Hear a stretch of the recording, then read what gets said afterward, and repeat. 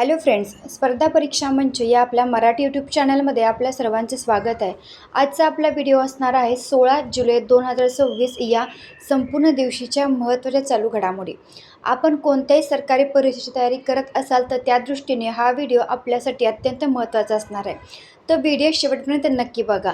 आणि सर्वप्रथम आपण या चॅनलमध्ये नवीन असाल तर चॅनलला लाईक, शेअर आणि सबस्क्राईब करायला विसरू नका. चला सुरुवात करूया. आजचा पहिला प्रश्न आहे, नुकतेच प्रसिद्ध उंजा जिरा म्हणजेच उंजा कमीन आणि उंजा सोफ म्हणजेच उंजा फेनेल या दोन कृषी उत्पादनांना भौगोलिक संकेत GI टॅग, ज्याचं फुल फॉर्म आहे जिओग्राफिकल इंडिकेशन टॅग, मिळाला आहे. हे कोणत्या राज्यातील उत्पादने आहेत? तर या प्रश्नाचं बरोबर उत्तर आहे ऑप्शन क्रमांक बी, गुजरात. तर गुजरात या राज्यातील उंजा कमीन आणि उंजा सोफ म्हणजेच उंजा फेनेल या दोन कृषी उत्पादनांना नुकताच GI टॅग मिळाला आहे. तर ही गुजरात या राज्यातील दोन उत्पादने आहेत. तर ऑप्शन क्रमांक बी, गुजरात हे या प्रश्नाचं काय आहे? योग्य उत्तर असणार आहे. आता आपण लगेचच बघणार आहोत गुजरात या राज्यातील काही महत्त्वाच्या चालू घडामोडी नुकत्याच झालेल्या. गुजरात सरकारने ऑपरेशन सुरक्षित सायबरस्पेस सुरू केले आहे. गुजरात सरकारने अग्निवीरांना सरकारी विभागांमध्ये वर्ग 3 म्हणजेच क्लास 3 पदांवर थेट भरतीमध्ये 20% आरक्षण देण्याची घोषणा केली आहे. तसेच टाटा आणि एअरबसने गुजरातमध्ये पहिल्या मेड इन इंडिया C295 एअरक्राफ्टच्या पहिल्या चाचणी उड्डाणाची म्हणजेच टेस्ट फ्लाईटची यशस्वी चाचणी घेतली आहे. अहमदाबाद महानगरपालिकेने स्ट्रीट फूड विक्रेत्यांसाठी अनिवार्य QR कोड आधारित अन्न सुरक्षा आणि स्वच्छता नियंत्रण प्रणाली सुरू केली आहे. तसेच भारतातील पहिले AI सक्षम म्हणजेच AI पॉवर्ड हायपरस्केल डेटा सेंटर गुजरातमध्ये स्थापित केले जाणार आहे. तर या होत्या गुजरात राज्याविषयीच्या काही महत्त्वाच्या चालू घडामोडी. पुढच्या प्रश्नाकडे वळूयात. अलीकडेच कोणत्या राज्य सरकारने भारतातील पहिल्या सरकारी संचलित AI म्हणजेच कृत्रिम बुद्धिमत्ता विद्यापीठाच्या स्थापनेची घोषणा केली आहे? तर योग्य उत्तर आहे या प्रश्नाचं ऑप्शन क्रमांक सी, कर्नाटक या राज्याच्या सरकारने भारतातील पहिल्या सरकारी संचलित AI विद्यापीठाच्या स्थापनेची घोषणा केली आहे. तर ऑप्शन क्रमांक सी, कर्नाटक हे या प्रश्नाचं योग्य उत्तर आहे. नेहमीप्रमाणेच आता आपण बघणार आहोत कर्नाटक या राज्याची काही भौगोलिक आणि राजकीय माहिती. तर राजधानी आहे बेंगळुरू, मुख्यमंत्री आहेत सध्याचे सिद्धरामय्या, उपमुख्यमंत्री आहेत कर्नाटक या राज्याचे DK शिवकुमार आणि राज्यपाल आहेत सध्याचे थावरचंद गेहलोत. प्रसिद्ध धरणे आणि नद्या बघूयात तर अलमाटी धरण कृष्णा नदीवर बांधलेले हे धरण आहे.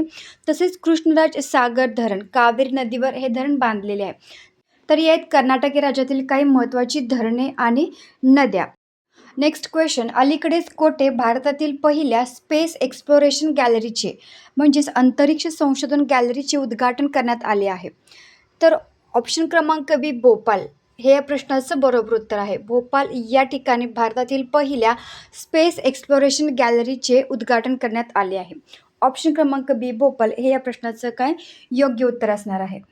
नेक्स्ट क्वेश्चन बघूयात. 22व्या राष्ट्रकुल टेबल टेनिस अजिंक्यपद स्पर्धा 2026 म्हणजेच 22nd Commonwealth table tennis championships 2026चा अधिकृत शुभंकर म्हणजेच मॉस्कोट काय आहे? तर योग्य उत्तर आहे या प्रश्नाचं ऑप्शन क्रमांक बी, मयूर. तर 22व्या राष्ट्रकुल टेबल टेनिस अजिंक्यपद स्पर्धा 2026चा अधिकृत शुभंकर आहे मयूर. तर ऑप्शन क्रमांक बी हे या प्रश्नाचं योग्य उत्तर आहे. लगेचच या स्पर्धेविषयीची अधिक माहिती बघूयात. तर राष्ट्रकुल टेबल टेनिस अजिंक्यपद 2026 चे हे 22वे संस्करण होते. 2026 या साली झालेले. ही स्पर्धा कुठे आयोजित केली होती? तर त्यागराज स्टेडियम, नवी दिल्ली या ठिकाणी या स्पर्धेचे आयोजन केले होते. केव्हा सुरू झाले? तर 27 जुलै ते 2 ऑगस्ट 2026 हा या स्पर्धेचा कालावधी आहे. तर शुभंकर आत्ताच बघितलं आपण तर मयूर, भारताचा राष्ट्रीय पक्षी मोर याच्यापासून प्रेरित आहे शुभंकर मास्कोट मयूर. सुमारे 35 राष्ट्रकुल म्हणजेच कॉमनवेल्थ देशांचे खेळाडू या स्पर्धेमध्ये भाग घेतील. कॉमनवेल्थ टेबल टेनिस फेडरेशनचे अध्यक्ष आहेत सध्याचे विवेक कोहली. तर ही होती राष्ट्रकुल टेबल टेनिस स्पर्धेविषयीची अधिक माहिती. आता आपण ITTF म्हणजेच इंटरनॅशनल टेबल टेनिस फेडरेशन या संस्थेविषयीची अधिक माहिती बघणार आहोत. स्थापना कधी झाली होती? 1926 साली. मुख्यालय म्हणजेच हेडक्वार्टर आहे लोझान, स्वित्झर्लंड या ठिकाणी. प्रमुख आहेत पेट्रा सोर्लिंग. तर ही आहे इंटरनॅशनल टेबल टेनिस फेडरेशन या संघटनेविषयीची अधिक माहिती. आपल्या चॅनलवरती आंतरराष्ट्रीय संघटना आणि त्यांचे मुख्यालय यावरचा डिटेलमध्ये व्हिडिओ चॅनलवरती अपलोड केलेलं आहे. तर चॅनल एकदा नक्की व्हिजिट करून व्हिडिओ बघून घेऊ शकता. परीक्षे दृष्टीने अत्यंत महत्त्वाचा व्हिडिओ आहे, तर एकदा नक्की व्हिजिट. पुढच्या प्रश्नाकडे वळूयात. नुकतीच पिल्लले संपदा योजना कोणत्या राज्याद्वारे सुरू करण्यात आली आहे? तर आंध्र प्रदेश या राज्याद्वारे पिल्लले संपदा ही योजना सुरू करण्यात आली आहे. तर ऑप्शन क्रमांक सी आंध्र प्रदेश हे या प्रश्नाचं योग्य उत्तर आहे. आता या योजनेविषयीची अधिक माहिती बघूया. ही योजना का सुरू करण्यात आली? तर आंध्र प्रदेशमध्ये जन्मदर म्हणजेच टोटल फर्टिलिटी रेट सातत्याने घसरत आहे. पूर्वी राज्याचा टोटल फर्टिलिटी रेट हा 2.10 हा होता, म्हणजे 2.10 होता, जो आत्ता घसरून 1.50वर आला आहे. प्रस्तावित प्रोत्साहन सरकारद्वारे काय दिले आहे? तर तिसऱ्या अपत्याच्या जन्मावर 30,000ची आर्थिक मदत जाहीर केली आहे. तसेच चौथ्या अपत्याच्या जन्मावरती 40,000ची आर्थिक मदत तिथल्या सरकारने जाहीर केली आहे. मुख्य संदेश काय आहे या योजनेचा? तर मुले हीच संपत्ती आहे. Children are wealth. तर हे या योजनेचा मुख्य संदेश आहे. तर ही होती या योजनेविषयीची सविस्तरपणे माहिती. आता आंध्र प्रदेश या राज्याविषयीची आपण अधिक माहिती बघूयात. तर राजधानी आहे आंध्र प्रदेशची अमरावती. सध्याचे मुख्यमंत्री आहेत एन चंद्राबाबू नायडू. राज्यपाल आहेत सध्याचे एस अब्दुल नझीर. अधिकृत भाषा बोलली जाते तेलुगू. सण बघूया, तर प्रमुख सण आहे उगादी, डेक्कन फेस्टिवल. तसेच प्रमुख नृत्य आहे कुचिपुडी नृत्य. धरणे बघूयात, तर नागार्जुन सागर धरण कृष्णा नदीवर बांधलेले, श्रीशैलम धरण कृष्णा नदीवर बांधलेले, तसेच पोलावरम धरण हे गोदावरी या नदीवर बांधलेले धरण आहे. प्रमुख राष्ट्रीय उद्याने आणि अभयारण्ये बघूयात, म्हणजेच national parks and wildlife sanctuaries. तर राजीव गांधी राष्ट्रीय उद्यान, पापीकोंडा राष्ट्रीय उद्यान, श्री व्यंकटेश्वर राष्ट्रीय उद्यान, नागार्जुन सागर व्याघ्र प्रकल्प आणि करिंगा वन्यजीव अभयारण्य ही आंध्र प्रदेश या राज्यातील प्रमुख राष्ट्रीय उद्याने आणि अभयारण्ये आहेत. तर एका प्रश्नामध्ये आपण या राज्याविषयीची संपूर्ण माहिती सविस्तरपणे कव्हर केलेली आहे. तर व्हिडिओ लक्ष देऊन ऐका आणि व्हिडिओ आवडल्यास चॅनलला लाईक, शेअर आणि सबस्क्राईब करायला मात्र विसरू नका. इम्पॉर्टंट पॉईंट्स हे तुम्ही नोट डाऊन करून घेऊ शकता. पुढच्या प्रश्नाकडे वळूयात. नुकतीच संरक्षण मंत्री राजनाथ सिंह यांनी शौर्य विजय यात्राला कोठून हिरवा झेंडा दाखवून रवाना केले आहे?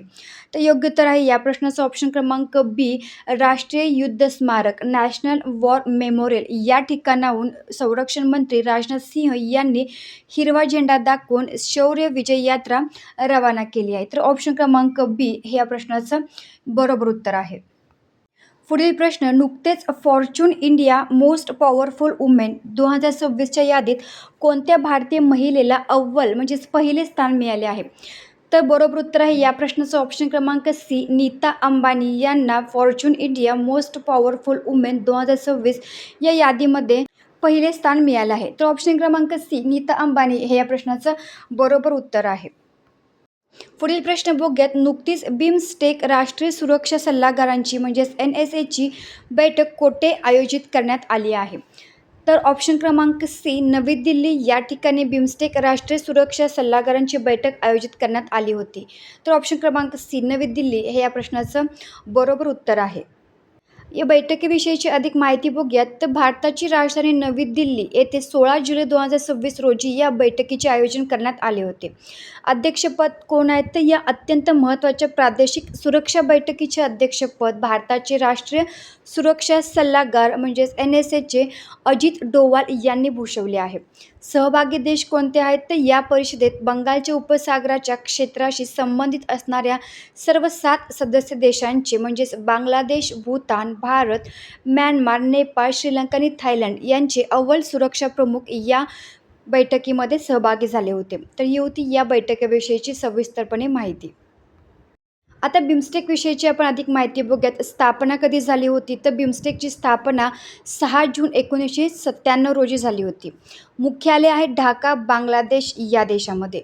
सुरुवातीला यामध्ये बांगलादेश, भारत, श्रीलंका आणि थायलंड हे 4 देश होते, म्हणून याचे नाव बिस्ट EC म्हणजेच Bangladesh, India, Sri Lanka, Thailand economic corporation असे होते. डिसेंबर 1997मध्ये म्यानमार देश सामील झाल्यानंतर याचे नाव बिमस्टेक झाले. पुढे 2004मध्ये नेपाळ आणि भूतान हे देश समाविष्ट झाल्यानंतर या संघटनेचे नाव बदलून बिमस्टेक म्हणजेच बे of Bengal initiative for multi sectoral technical and economic cooperation, म्हणजेच बंगालच्या उपसागराचा बहुक्षेत्रीय तांत्रिक आणि आर्थिक सहकार्यासाठीचा पुढाकार असे करण्यात आले आहे. तर ही होती बिमस्टेक या संघटनेविषयीची सविस्तरपणे माहिती. परीक्षे दृष्टीने इम्पॉर्टंट आहे, तर नक्की पॉईंट्स नोट डाऊन करून घ्या.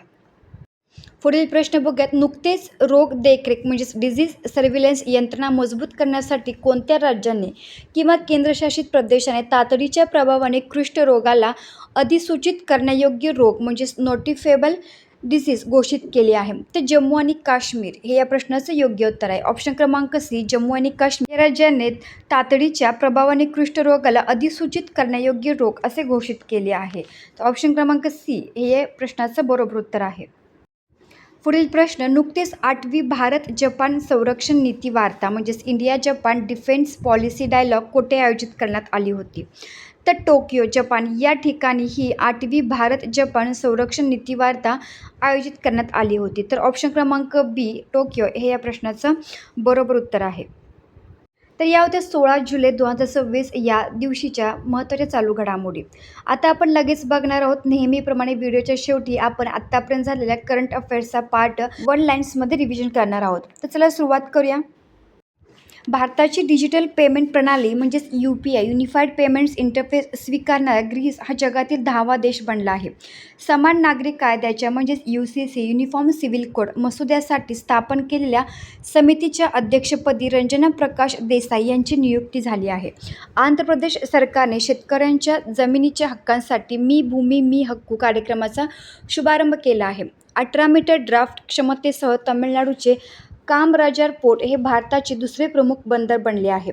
IIT मंडीने भूस्खलनाची पूर्वकल्पना देणारी देशातील सर्वात मोठी लँडस्लाईड वॉर्निंग सिस्टीम विकसित केली आहे. तसेच चीनच्या शास्त्रज्ञांनी हिंद महासागरात जगातील सर्वात मोठे व्हेल कब्रिस्तान शोधले आहे. केरळ सरकारने अनुसूचित जाती आणि जमाती महिलांच्या सक्षमीकरणासाठी दक्षायनी योजना सुरू केली आहे. अश्वस्थ एस हे बुद्धिबळ स्पर्धेत भारताचे 98वे ग्रँडमास्टर बनले आहेत.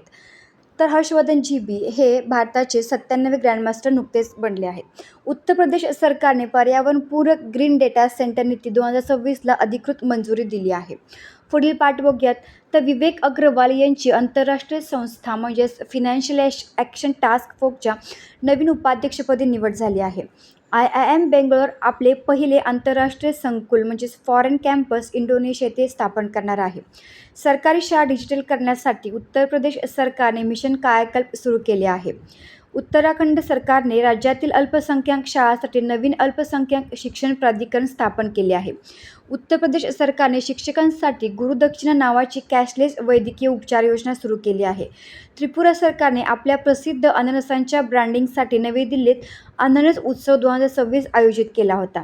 भारत आणि ऑस्ट्रेलिया या देशांमध्ये ऊर्जा क्षेत्रासाठी महत्त्वपूर्ण असा युरेनियम करार नुकताच करण्यात आला आहे. पश्चिम बंगाल सरकारने महिलांच्या सुरक्षेसाठी विशेष महिला पथक दुर्गा स्क्वॉड सुरू केले आहे. मध्य प्रदेश सरकारने नवीन कायदेशीर तरतुदीनुसार आपल्या राज्य वक्फ बोर्डाची पुनर्रचना केली आहे. तसेच टाइम आउटच्या हॅपी सिटी इंडेक्स 2026मध्ये लंडन हे जगातील सर्वात आनंदी शहर ठरले आहे. तर या होत्या आत्तापर्यंत झालेल्या काही महत्त्वाच्या करंट अफेअर्सचा पार्ट. तर आजचा व्हिडिओ कसा वाटला कमेंट करून नक्की सांगा आणि अशा नवनवीन व्हिडिओजसाठी चॅनलला लाईक, शेअर आणि सबस्क्राईब करायला मात्र विसरू नका. भेटूया पुढच्या व्हिडिओमध्ये. धन्यवाद.